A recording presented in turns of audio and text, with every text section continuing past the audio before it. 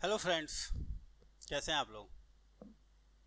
चलिए स्टार्ट करते हैं lecture number 4, ratio and proportion का। सब प्रीवियस लेक्चर में आपने पिछले दो लेक्चर में, लेक्चर नंबर 1, लेक्चर नंबर 2 में हमने रेशियो के बारे में डिस्कस किया था और आपके स्टडी मैट के क्वेश्चन को सॉल्व किया था। सब पिछली क्लास में आपने प्रोपोर्शन के कॉन्सेप्ट हमें करा दिए थे। प्रोपोर्शन क्या होता है, कंटिन्यूड प्रोपोर्शन क्या होता है, फिर कंपोनेंडो, डिविडेंडो, अल्टरनेंडो, इनवर्टेंडो, इन सब के बारे में आपने हमें बताया। एडेनेंडो, सबट्रानेंडो, और प्रोपोर्शन में कैसे आप किसी भी चीज को इक्वल करके के मान के आप सॉल्व करेंगे, इन सब चीजों के बारे में आपने हमें सिखाया। अब आप क्या करेंगे, अभी हम लोगों ने जो कॉन्सेप्ट सीखा है अब उसको अप्लाई करने वाले हैं। एक्सरसाइज है 1B आपके स्टडी मैट का। जैसा कि हमने कहा था कि स्टडी मैट को हम लोग पूरी तरह से सॉल्व करते हुए आगे बढ़ेंगे। एक्सरसाइज है 1B और उसका क्वेश्चन नंबर 1 से स्टार्ट करेंगे। सर एक्सरसाइज रहेगी 1B का क्वेश्चन नंबर 1 से स्टार्ट करते हैं। सर कोई नया कॉन्सेप्ट आया तो वही डिस्कस कर लिया जाएगा। वैसे जितना कॉन्सेप्ट हमने आपसे डिस्कस कर लिया है उसके बाहर से क्वेश्चन यहाँ पे आने वाला नहीं है। पहला ही क्वेश्चन लिखा हुआ है सर, क्या, find the fourth proportional of 4, 6, 8। 4, 6 और 8 का फोर्थ प्रोपोर्शनल बताइए। फोर्थ प्रोपोर्शन, तो प्रोपोर्शन में सर जब 3 नंबर ये दिए गए हैं और फोर्थ प्रोपोर्शन मान लीजिए x है, तो क्या ये कंटिन्यूड प्रोपोर्शन है? नहीं सर, यहाँ पे चारों टर्म दिए हुए हैं, 3 दिया हुआ है, 1 मिसिंग है। और प्रोपोर्शन का मतलब होता है कि पहले से दूसरे का जो रेशियो है वही रेशियो तीसरे का चौथे से है। 6 प्रोपोर्शनेट 8:x, बस यही लिखना था आपको। इसका मतलब सर 4/6 इक्वल टू 8/x, तो x की वैल्यू आ गई 4x इक्वल टू 6 इंटू 8, तो x की वैल्यू हो गई 6 इंटू 8 डिवाइड बाई 4, कैंसिल हो गया 2, आंसर आ गया 12। सर प्रोपोर्शनेट था ये, फोर्थ प्रोपोर्शनेट निकालना था। इसको हम लोग first proportionate, second proportionate, third proportionate, fourth proportionate कहते हैं। और इन दोनों को मिड वैल्यू भी बोलते हैं, इनको एक्सट्रीम्स भी बोलते हैं। ये सब चीजें मैंने आपसे पिछले लेक्चर में आपसे खूब डिस्कस किया था, इसीलिए अब क्वेश्चन लगाने में आपको कोई समस्या नहीं होने वाली है। क्वेश्चन नंबर 1 के बाद क्वेश्चन नंबर 2 देखेंगे आप। लिखा हुआ है sir third proportional of, third proportional किसका?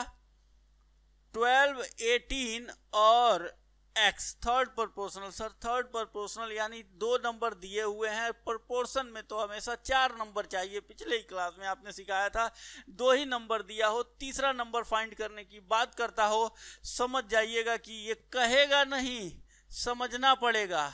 ये कंटिन्यूड प्रोपोर्शन है। क्या है ये? Continued proportion. और कंटिन्यूड प्रोपोर्शन है मतलब सर ये थर्ड ही, ये इस तरह से लिखेंगे 12 का जो रेशियो 18 से है वही रेशियो 18 का, ये मीन टर्म है, ये मिड वैल्यू है 18। और कंटिन्यूड प्रोपोर्शन से 12 का जो 18 से रेशियो होगा वही रेशियो 18 का x से होगा, वही रेशियो 18 का x से होगा। हो गया क्वेश्चन सॉल्व। यहाँ पे ये कंटिन्यूड प्रोपोर्शन नहीं था, ये कंटिन्यूड प्रोपोर्शन है।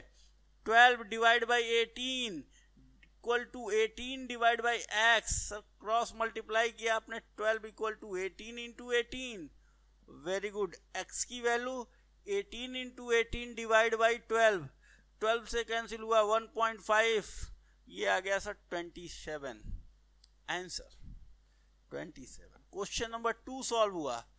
2 के बाद 3 भी सॉल्व होगा।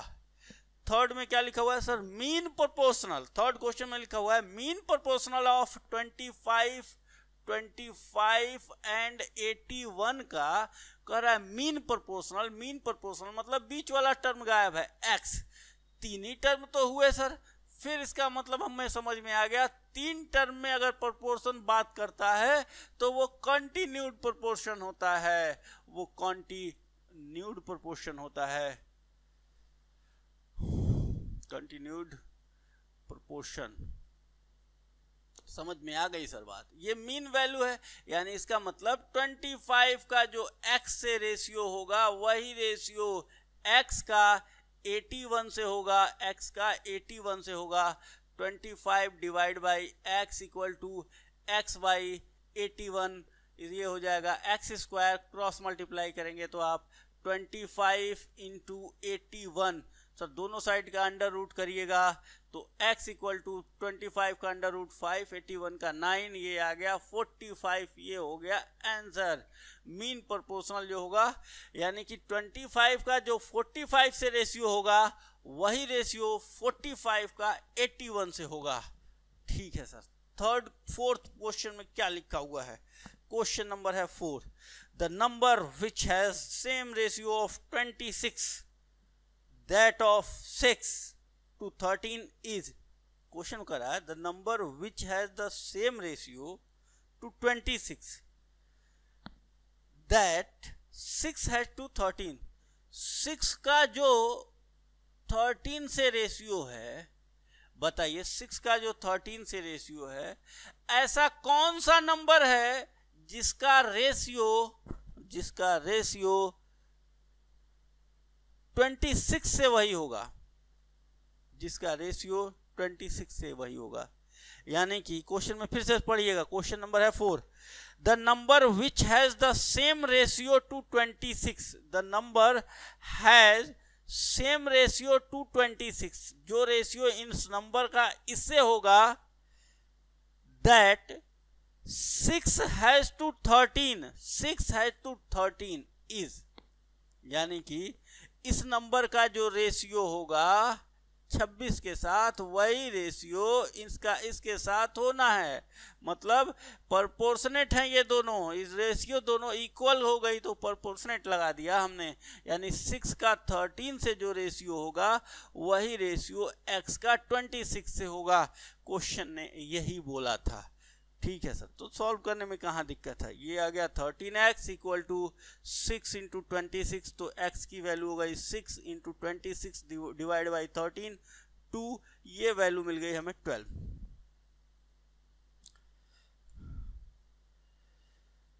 आंसर, आगे बढ़े, आंसर दिया भी है सर। क्वेश्चन नंबर 4 है 11, 10, 21, नन ऑफ दीज ही होगा, x का 12 आया है।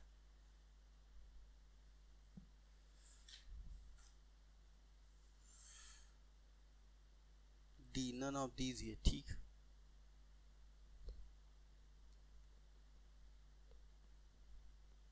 आगे बढ़े।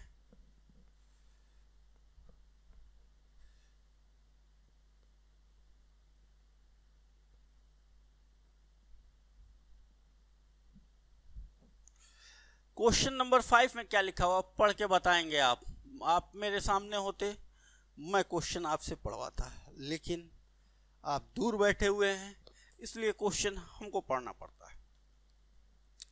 The fourth proportional of 2a square c is 2a square और c का फोर्थ प्रोपोर्शनल माना क्या होगा, यही पूछ रहा है।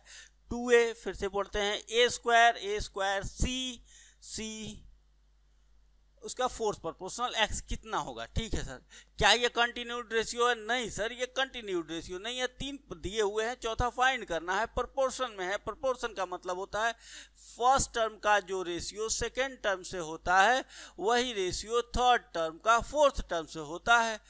2a upon a square equal to c upon x दिया हुआ है, a के से कैंसिल हो गया, 2x इक्वल टू ac हो गया सर। तो x की वैल्यू AC डिवाइड बाई 2, यही था आंसर।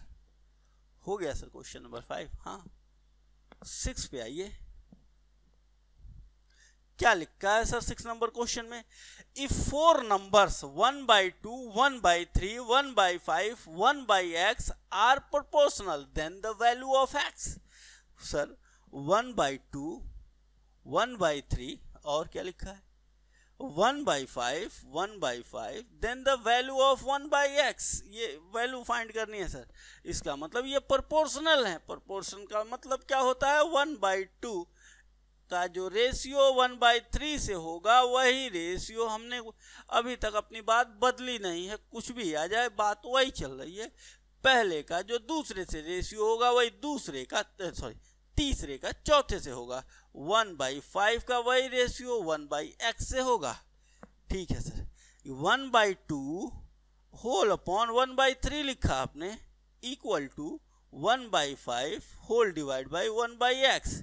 इसको आप लिख सकते हैं 3/3, ऊपर चला जाएगा ये मल्टीप्लाई हो जाएगा तो ये हो जाएगा 3/2, इधर मल्टीप्लाई होगा तो ये हो जाएगा x/5, क्रॉस मल्टीप्लाई करने तो आता ही होगा आपको 2x, ये x है 2x equal to 15, 2x equal to 15 तो x इक्वल टू 15/2 कैंसिल होके 7/0.5, ये आ गया आपका आंसर। दिया है सर। कौन सा क्वेश्चन नंबर था 6, 15/2 ही लिखा हुआ है सर, इसको इतना ही ठीक है। 15/2 का मतलब यही होता है 7.5 होता है। ठीक, 7 नंबर क्वेश्चन पे आए। लिखा है the mean proportional of 12x square, 12x square का मीन प्रोपोर्शनल x, ये गायब है सर, ये गायब है, ये निकालना है आपको 12x स्क्वायर। और ये दिया हुआ है चलिए 27y स्क्वायर, 27y स्क्वायर का मीन प्रोपोर्शनल निकालना है सर। इसको थोड़ी देर के लिए a मान ले, मीन प्रोपोर्शनल a मान लीजिए सर। सर 2 नंबर दिए थे उसका मीन प्रोपोर्शनल फाइंड करना है, यानी जो सब मिला के 3 ही नंबर हुए, 3 नंबर दिया हुआ है, मतलब समझ में आ गया ये कंटिन्यूड रेशियो है। और कंटिन्यूड रेशियो में मीन प्रोपोर्शनल गायब है। मीन प्रोपोर्शनल का मतलब इसका जो इससे रेशियो है वही रेशियो इसका इससे होगा, बस 12x स्क्वायर का जो a से रेशियो होगा वही रेशियो a का 27y स्क्वायर से होगा। सर इसको ऐसे लिखा जा सकता है क्या 12x square by a equal to a upon 27y square. क्या क्रॉस मल्टीप्लाई करना होगा? हाँ, a square equal to 12x square into 27y square. क्या दोनों साइड का अंडर रूट करना होगा? हाँ, इधर का अंडर रूट करिए सर, a हो जाएगा और x स्क्वायर का अंडर रूट x होता है, y स्क्वायर का अंडर रूट y होता है, सब मल्टीप्लाई में है। और ये दीजिए, ये हो गया इंटू 12 इंटू 27 का अंडर रूट। सर पूरा एक ही साथ ऐसे लिख दीजिए ना, 12 इंटू 27, 12 इंटू 27 का अंडर रूट 324 और इसका अंडर रूट 18 आता है सर, 18 इसका मल्टीप्लाई करेंगे और x स्क्वायर y स्क्वायर का xy हो गया। ये आ गया सर आंसर। बस दोनों साइड का अंडर रूट लगा दिए हैं और ये हमें वैल्यू मिल गई। यही मीन प्रोपोर्शनल है, यही हमारा आंसर भी है, बस कोई नई बात नहीं है सर। क्वेश्चन नंबर 7 था, ये लिख लिया आपने।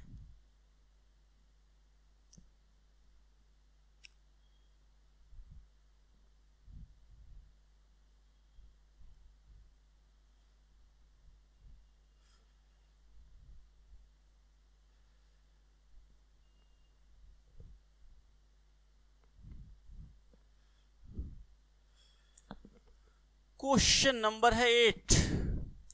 8वें क्वेश्चन में क्या लिखा हुआ है सर?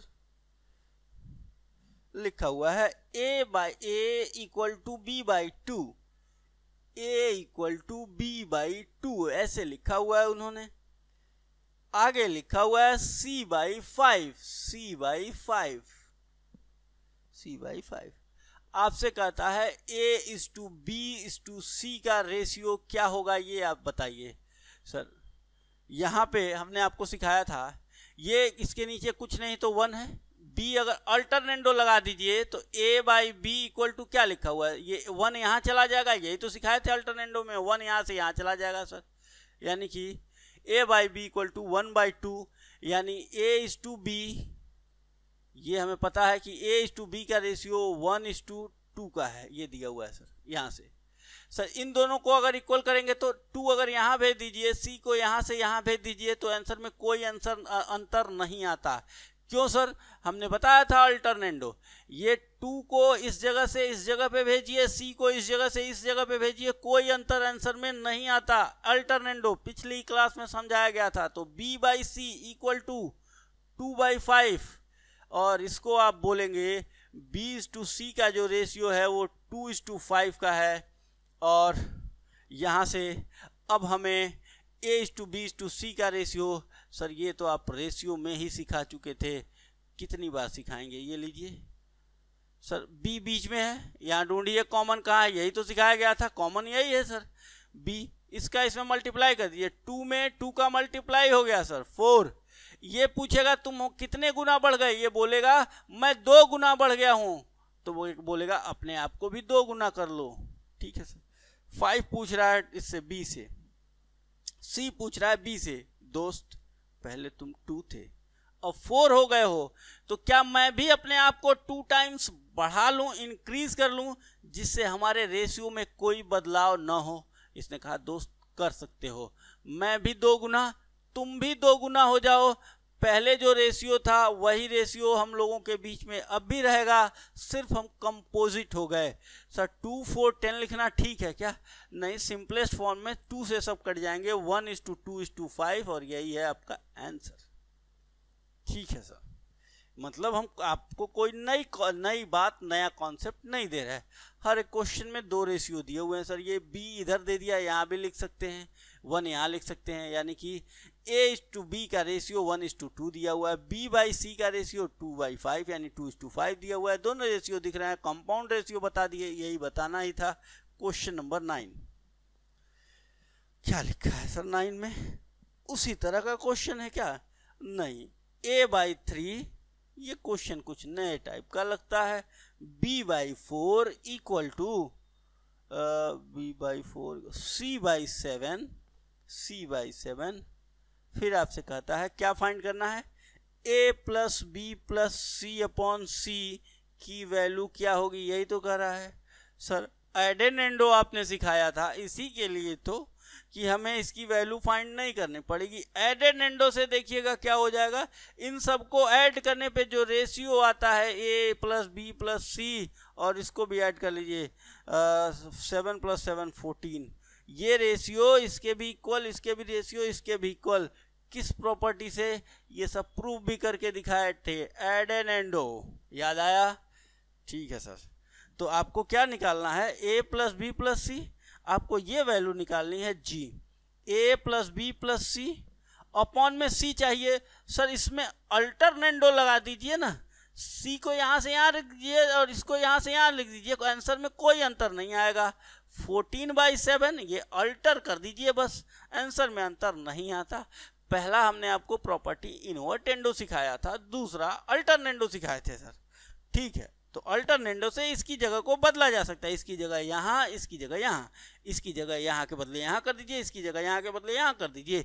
मैथ बुरा नहीं मानता, क्योंकि उसकी वैल्यू में कोई चेंज नहीं होता, ये इक्वलिटी मेंटेन रहती है, इसलिए आप अपनी सुविधा के लिए, अपनी ज़रूरत के लिए ऐसा कर सकते हैं, करिए। यहाँ ज़रूरत है, यहाँ सर सी को यहाँ देखना चाहता है क्वेश्चन बनाने वाला, हमने कहा अल्टरनेंडो से इसको यहाँ भेज दिए और तुमको यहाँ भेज दिए, 14/7 equal to a plus B plus c/c, इससे ये कैंसिल हो गया, 2 आ गया आंसर, ठीक है सर। सर इस सवाल को तो ऐसे भी लगा सकते थे जी, a/3 equal to b/4, sir एडेनेंडो भूल गए, b/4 c/7 एडेनेंडो भूल गए, अब क्या करें, a plus B plus c/c की वैल्यू निकालनी है। हमने कहा था जब कोई भी आपको रास्ता ना दिखे, आपके सामने कोई मुश्किल आ जाए और इस तरह से लिखा गया हो इक्वल टू, तो के मान लीजिएगा इसको इक्वल टू, सर के की जगह पे हम एक्स मान लें तो कुछ भी मान लीजिएगा, कोई एक वैल्यू मान लीजिएगा, ठीक है सर।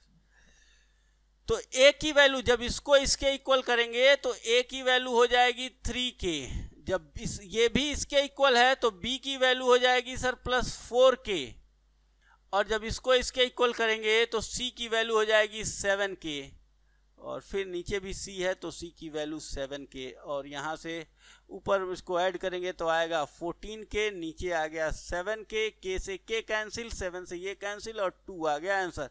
सर अगर एड एन एंडो दिख रहा है तो एड एन एंडो लगा दीजिए। सर दिमाग में एड एन एंडो नहीं आ रहा तो ये तो है, हम आंसर इससे भी निकालेंगे, और ये भी आपका ऑप्शन रहेगा।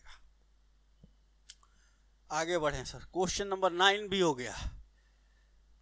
बढ़ते ही रहिए, रुकना नहीं है।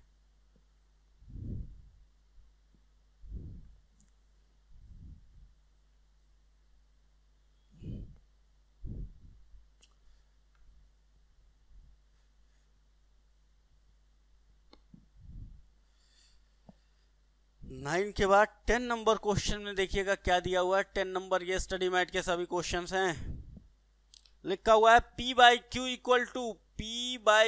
Equal to R by S equal to 2.5 divide by 1.5, ऐसा दिया हुआ है क्वेश्चन में, ठीक है सर। क्या कह रहा है ये, find the value of PS, P into S, PS मतलब P into S upon QR, Q into R, ये वैल्यू निकालनी है सर, इंटू R, ठीक है सर, कोई दिक्कत नहीं है। PQ ये ऐसे है, ठीक है सर, तो PQ की वैल्यू कितनी है सर, PQ की वैल्यू इतने के इक्वल है, तो आप यहाँ पे मल्टीप्लाई कर सकते हैं सर। इसको ऐसे लिखा जा सकता है क्या, P by Q into S by R, जी सर, इंटू में है ये दोनों की, ये लिखा जाए, ये PS लिखा हुआ है, QR लिखा हुआ है, PS को PS, Q अलग अलग कर दिया हमने। सर PQ की वैल्यू तो दिया हुआ है 2.5 अपॉन 1.5, और RS की वैल्यू इतनी है, इस ये देखिएगा, अब इसको ढक लीजिए, इसका काम खत्म। R बाई S की वैल्यू इतनी है, तो सर S बाई R की वैल्यू क्या होगी, हमने कहा था इनवर्टेंडो भी पढ़ाए थे आपको नाम, कि sir A by B equal to 2/5 है, तो क्या हम B बाई A नहीं लिख सकते, लिख सकते हैं 5/2 सर। तो क्या आप S बाई R नहीं लिख सकते, लिख सकते हैं sir 1.5 upon 2.5 sir, cancel cancel cancel cancel, 1/1 को कहते हैं 1:1 आंसर। क्वेश्चन नंबर है 11, क्या लिखा है sir, x upon y equal to z upon w equal to 2.5 divide by 1.5, then the value of x plus z upon y plus w, इसकी value निकालनी है सर। ये जो वैल्यू निकालनी है, इसमें जो उनको इंफॉर्मेशन दी गई है वो रेशियो में दिया गया है, ये एक्चुअल नंबर नहीं है, ये हमें पता है। और हमें जब भी काम करना चाहिए, कोई वैल्यू फाइंड करनी चाहिए, एक्चुअल नंबर से फाइंड करनी चाहिए। रेशियो में आप ये बात बताए थे, क्योंकि एक्चुअल नंबर में HCF होता है, वो सही नंबर होता है। जब रेशियो निकाला जाता है उसमें से HCF कैंसिल हो जाता है, ये वैल्यू असली वैल्यू नहीं होती, ये सिर्फ शॉर्टेस्ट वैल्यू होती है, ठीक है। लेकिन हमने कहा था कि कभी भी कोई वैल्यू निकालनी हो तो हमेशा रेशियो वैल्यू यूज मत करिएगा सर, एक्चुअल वैल्यू पहले निकाल लीजिएगा तब किसी की वैल्यू बताइएगा। लेकिन अगर जो नई वैल्यू निकालनी है वो खुद रेशियो में है, जो नई वैल्यू निकालनी है वो खुद रेशियो में है, और उसके हर एक टर्म में वेरिएबल है, तो रेशियो वाली वैल्यू भी वही आंसर देती है। ये बात मैंने आपको समझाई थी पिछले 2-3 क्लास में, ये चीज खूब चिल्ला चिल्ला के बोले थे। आप सुन लिए तो ठीक, नहीं सुने तो अभी सुन लीजिएगा। सर दोनों टर्म में वेरिएबल है, हाँ, ये वेरिएबल ये वेरिएबल ये वेरिएबल ये वेरिएबल, हाँ सर ये रेशियो के फॉर्म में है, हाँ, तो पुट कर दीजिए सीधा सीधा। x की वैल्यू कितनी है 2.5 प्लस z की वैल्यू कितनी है 2.5, नीचे y प्लस y की वैल्यू वो भी 1.5, w की वैल्यू 1.5, आंसर 5/3 सर। अब क्या बताएं, आया आंसर? आया होगा सर, 5/3 आया है, हो गया। क्वेश्चन नंबर 11 भी सॉल्व हो गया। आगे बढ़े, लिख लिया आपने? 11 के बाद 12 भी सॉल्व कराइए सर। ये लीजिए 12 में क्या लिखा हुआ है? लिखा है sir 5x minus 3y, 5x minus 3y whole divide by 5y minus 3x, 5y minus 3x equal to 3/4, equal to 3/4, 3/4। तो x अपॉन y की वैल्यू क्या होगी ये फाइंड करना है सर। x और y का रेशियो बताना है, ठीक है, फाइंड कर लेते हैं। क्या करना है सबको? सॉरी, ये 3 कितना है? 3/4 है सर। 4 तो आप बोले थे, y लिख दिए थे गलती से। 4 को मल्टीप्लाई करें, 20x 4 को मल्टीप्लाई करें, माइनस 12y इक्वल टू 3 का मल्टीप्लाई करें, 15y minus 9y। Sir x को, अरे ये फिर गलती से लिखा है हमने कुछ, एक मिनट, 3x है ये 3x है, तो ये हो जाएगा 9 तो ठीक था x। सर x को एक साइड में करिए, ये हो जाएगा 20x और प्लस हो जाएगा 9x इक्वल टू y वाले को एक साइड में करिए, 15y प्लस 12y, तभी तो दोनों का रेशियो निकालेंगे। इधर कितना x हो गया? 29x हो गया, इधर 15 और ये 12, 27y हो गया सर। अब अल्टरनेंडो से ये देखिएगा, यहाँ y मल्टीप्लाई में है तो इधर x y डिवाइड में आ जाएगा सर, और ये 29 मल्टीप्लाई में है, ये 27/29 डिवाइड में चला जाएगा। मल्टीप्लाई करेंगे वापस यही वैल्यू आ जाएगी। यही है वो रेशियो, 27:29 आंसर। क्या ये भी नहीं दिया हुआ सर? 12 नंबर में देख लीजिए, 12 डी ऑप्शन सही है, ठीक। जब ऑप्शन नहीं दिखता है तो हम लोग ये नन ऑफ दीज, डी का मतलब नन ऑफ दीज हो गया। ये क्वेश्चन नंबर 12। 13 में आगे बढ़ते हैं। 13 भी सर इसी तरह का क्वेश्चन है। क्वेश्चन तो कुछ नया नहीं है, लेकिन आप कहेंगे सर आपने ये क्वेश्चन छोड़ दिया, इसलिए मैं इसको छोड़ने वाला नहीं हूँ। a/b इक्वल टू, यानी a:b equal to 3:2 sir, b:c 3:5, 3:5। Find the value of a:b:c। इसको तेजी के साथ हम फाइंड कर रहे हैं सर, ये आप बहुत सिखा चुके। b कॉमन है, ये लीजिए, मल्टीप्लाई करिए 3 और 2 का, कितना लिख दिए c। 2 तुम कितने गुना बढ़ गए? 3 गुना, तो ये भी 3 गुना बढ़ जाएगा, 9 a। सी पूछेगा बी तुम पहले 3 थे अब 6 हो गए, कितने गुना बढ़े हो मल्टीप्लाई करवा के? 2 गुना बढ़े हैं, तो ये भी सी भी अपने आप को 2 गुना कर लिया और इनका रेशियो मिल चुका है सर, 9:6:10 आंसर। क्वेश्चन नंबर है 14। क्वेश्चन नंबर है 14, लिखा हुआ है क्वेश्चन में x/2 y/3, x/2 y/3 equal to z/7, z/7। फिर क्या चाहता है ये? Find the value of 2x, find the value of 2x -5y plus 4z upon 2y equal to what? Sir इस तरह का जब भी क्वेश्चन आए, एडेनेंडो सब्ट्रैक्टेनेंडो, ऐसा कुछ नहीं दिख रहा है तो आसान चीज़ है, k मान लीजिए, लगता ही रहेगा। x इक्वल टू 2k है, तो सर 2 इंटू 2k, y की वैल्यू इसके इक्वल करेंगे तो कितनी है? 3k, तो ये हो जाएगा -5 इंटू 3k, 4 प्लस 4, z की वैल्यू कितनी है सर? 7k इंटू 7k, बस सॉल्व हो गया।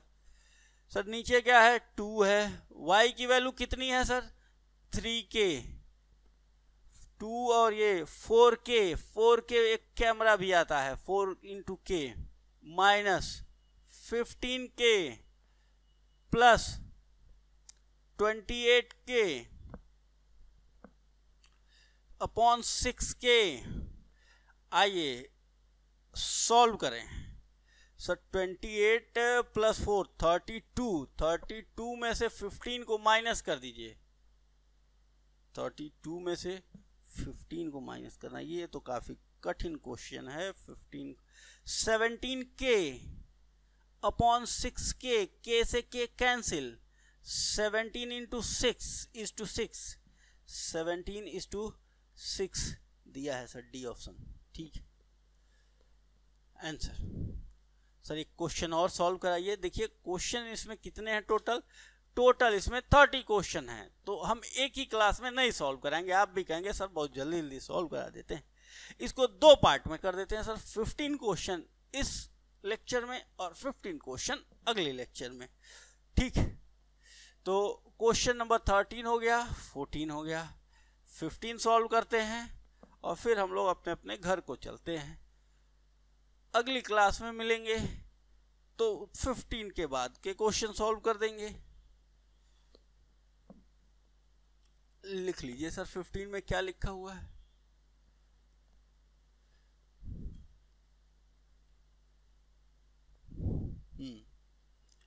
x अपॉन वाई, अरे कुछ नया नहीं था, 15 छोड़ देने लायक है, लेकिन चलिए x upon Y equal to, यानी x is to Y, x is to Y equal to 2 is to 3, 2 is to 3, आगे लिखा हुआ है y is to Z, y is to Z equal to 4 is to 3, 4 is to 3, और आपसे कह रहा x y और z का रेशियो बताइए। सर y कॉमन है, मल्टीप्लाई करिए, 12 आया, ये 4 गुना बढ़ा है तो इसको भी 4 गुना बढ़ा दीजिए। सर ये 3 गुना बढ़ा है तो इसको भी 3 गुना कर दीजिए, और ये आपका रेशियो आ गया। 3 से कैंसिल होगा क्या? हाँ 3 नहीं होगा सर, 2 से नहीं सर आंसर।